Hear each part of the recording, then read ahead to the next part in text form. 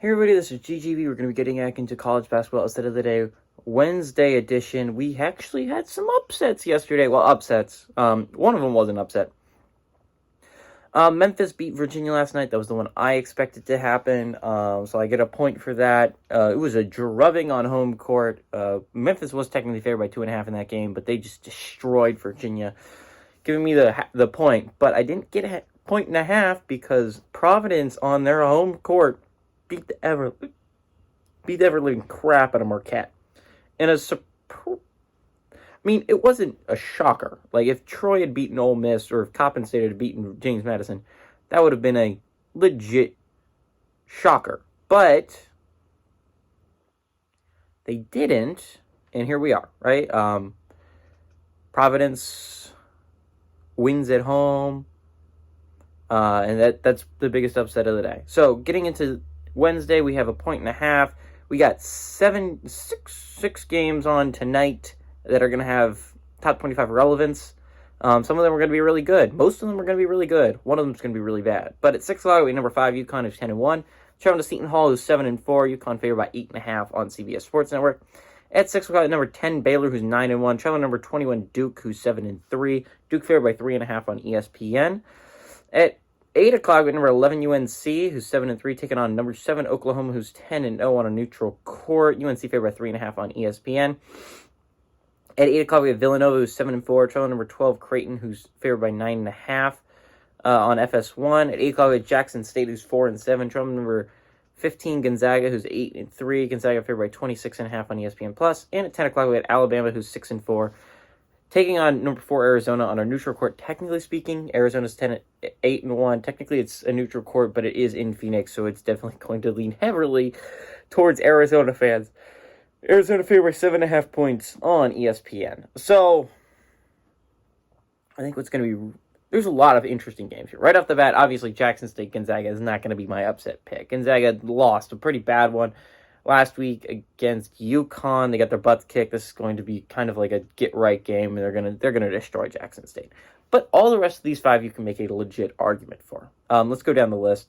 Villanova Creighton is an interesting one. Villanova has not been having the best season. They sit at 7-4. A loss here would put them at 7-5, and not in great position when it comes to entering Big East play. But a win here could be big. You could move to 8-4, make Creighton fall to 9-2. Creighton's weakness so far has been Mountain West teams. They've yet to lose to anyone else, but they have lost to Colorado State and UNLV. Colorado State is a respectable loss. That is a respectable basketball team. UNLV, not as much. That was a surprising loss last week for Creighton. It dropped them out of the top 10. So this is a really good Creighton team. I would be a little bit surprised if Villanova could go on the road and beat them. And the Alabama-Arizona game, Alabama has not been playing their best basketball. Now, they've had an extremely tough stretch. They've played Purdue and Creighton. Like, this was a really hard stretch of basketball to play. It was a really hard out-of-conference draw that you scheduled if you're Alabama. But you're sitting at 6-4. You lose this game, you can fall to 6-5, which is not great position if you're looking at trying to make the postseason. If you're trying to make the March Madness, sitting at 6-5 is not a great place to do it. Entering a really hard gauntlet this year. SEC looks to be a really strong basketball conference. And then you look at Arizona. Arizona is a really good basketball team. They've lost their first game of the year last Saturday, I think, against Purdue. It was an extremely good game. Purdue's an extremely good basketball team this year. They're number 1 in the nation now. That dropped Arizona from 1 to 4, but this is still an extremely good Wildcats team. I would be surprised if Bama won this game. Then UConn traveling to Seton Hall. Seton Hall has not been playing their best basketball. The Pirates have been an interesting team to watch. They haven't really beaten anyone of note yet, though. So I think I would give UConn this win pretty easily going to Seton Hall, but you never know. I think the 2 games you're going to legitimately look at, even though they're not technically upsets, is Duke over Baylor on home court and UNC over Oklahoma on a neutral court. So Duke is an interesting basketball team. Everyone knows that Duke is the name brand. They were looking pretty good at the beginning of the year, but then Arizona beat them.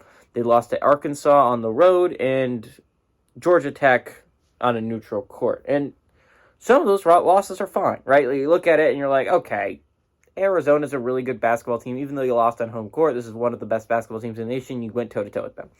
Then you went to Arkansas, and Arkansas hasn't been playing their best basketball, but it is still an extremely difficult place to play. It's that is acceptable at the very least. And then, but then the Georgia Tech loss is bad, right? Like, that is a loss. Hope maybe I'm wrong. Maybe that ages well as the season goes on. Maybe Georgia Tech turns out to be an ACC power and is competing to win the conference. But Georgia Tech has not shown me anything outside of that game to make me believe that. So that's going to be a bad loss. If you're Duke, you're hoping that turns out to be a decent loss by the end of the year. But Duke has not shown me what I need to see to believe they're going to beat Baylor. To be fair, Baylor flopped on their face against Michigan State. Michigan State wasn't showing me anything that I needed to see to think they were a tournament team, even close to it. But they ended up beating a really good Baylor team at home.